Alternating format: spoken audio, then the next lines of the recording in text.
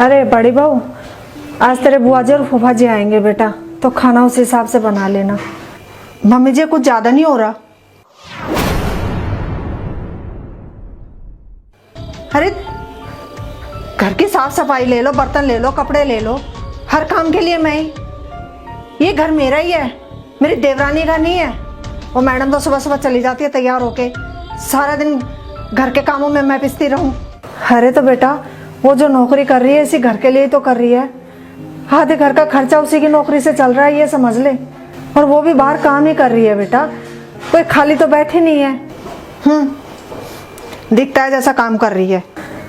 देख बड़ी बहू, तू गलत सोच रही है। अरे काम तू भी कर रही है, काम वो भी कर रही है। काम उसका भी मेहनत का है और तेरा भी मेहनत का है। तू अपनी जगह काम कर रही है, वो अपनी जगह काम कर रही है। बता।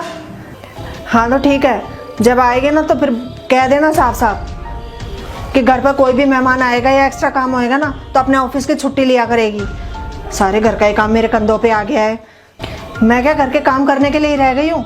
उसका कोई फर्ज नहीं बनता है। और इतना ही है ना मम्मी जी, कल से मैं भी नौकरी पे चली जाया करूँगी।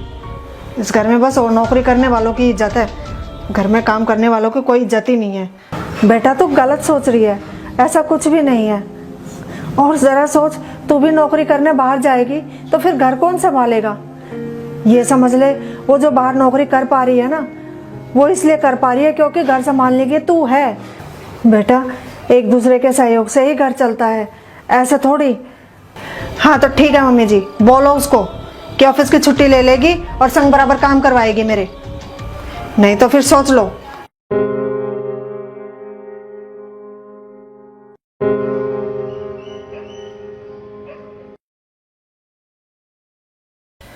आ गई बहू? आ गई मैडम। देख आज है ना, बात साफ साफ हो ही जानी चाहिए। पर क्या हुआ दीदी? अरे अरे इसे पानी वानी की तो पूछ, वो तो पूछने से रही, तू तो आते ही सिर पे चढ़ गई इसके। थकी आ रही आई अगली। क्या हुआ मम्मी जी? मैं बताती हूँ। देख अब मेरे से अकेले ये घर के काम नहीं होते, खुद तो चली जाती है तू सुबह सुबह, और ये सुबह से लेके मैं रात तक मेरे से ये घर के सारे काम नहीं होते अकेले। अब तुझे भी मेरे साथ संग बराबर काम करवाना पड़ेगा, नहीं तो तू देख ले। पर दीदी मुझे ऑफिस भी तो जाना होता है, और वहां से आने के बाद तो मैं शाम को आपके साथ किचन में पूरी हेल्प करवाती हूँ ना। हाँ तो 4 रोटियां वो थप थप करने को तो मेरी हेल्प करवाने को कह रही है? अरे काम तो सारे सुबह के ही होते हैं, साफ सफाई, कपड़े लत्ते, झाड़ू पोछा, और ऊपर से आए गए का खाना वो रह गया अलग। हाँ तो बड़ी बहू घर की साफ सफाई के लिए, बर्तनों के लिए तो काम वाली लगी हुई है ना, और कपड़ों के लिए ऑटोमेटिक मशीन, वो भी तुझे हाथ से नहीं धोने पड़ते। और रही कपड़ों की, वो मशीन भी बहू ने ही लाके दी थी ना तेरे लिए कि दीदी दुखी नहीं होएंगी। क्या समझ ले, उसके हिस्से का तो काम हो ही रहा है ना। हाँ तो कौन सा एहसान करा है मेरे ऊपर? रसोई की तो सारी जिम्मेदारी मेरे ही सिर पे है ना, रसोई में तो मुझे ही लगना पड़ता है ना। तो ठीक है, खाने से परेशानी है ना तुझे, तो सुबह का खाना मैं बना दिया करूंगी, ठीक? और बोल।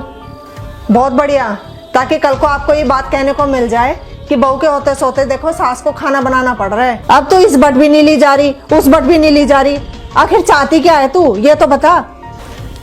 मैं बस यही चाह रही हूँ, जब घर पर इसकी जरूरत हो ना तो ये घर पर ही रहे, बस, और कुछ नहीं।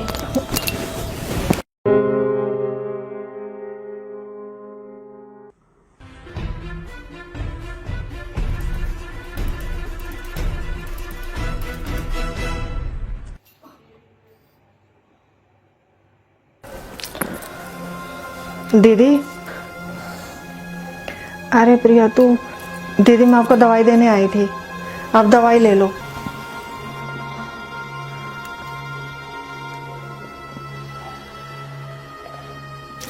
अब आप ये बताओ क्या खाओगे, वही बना दूंगी खाने में।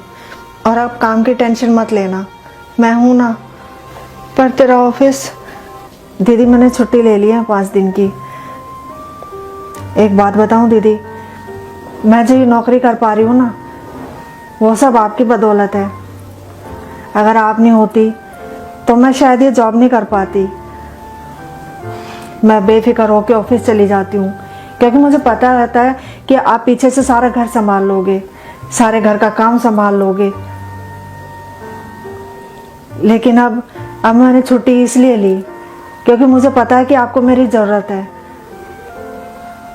आप चिंता मत करो दीदी, मैं सब संभाल लूँगी, आप बस रेस्ट करो। प्रिया मुझे माफ़ कर दे, मुझसे बहुत बड़ी गलती हो गई। मैं तुझे पहचान ही नहीं पाई।